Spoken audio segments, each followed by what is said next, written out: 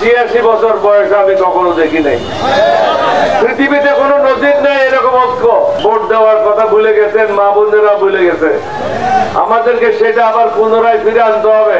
এইবার বাংলাদেশ স্বাধীন করেছে বাংলাদেশের জনগণ আর ছাত্ররা। অকাতরে জীবন বিলি দিয়েছে আমাদের ছেলে মেয়েরা, আমাদের ভাইয়েরা। এতখানি রক্ত, এরকম ঐক্য আমার 86 বছর বয়সে আমি কখনো দেখি নাই।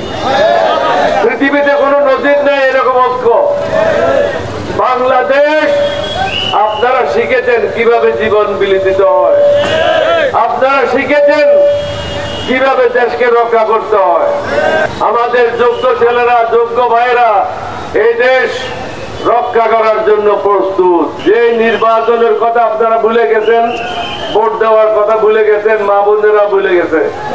আমাদেরকে সেটা আবার পুনরায় ফিরে আনতে হবে। ন্যায় বিচার প্রতিষ্ঠা করতে হবে।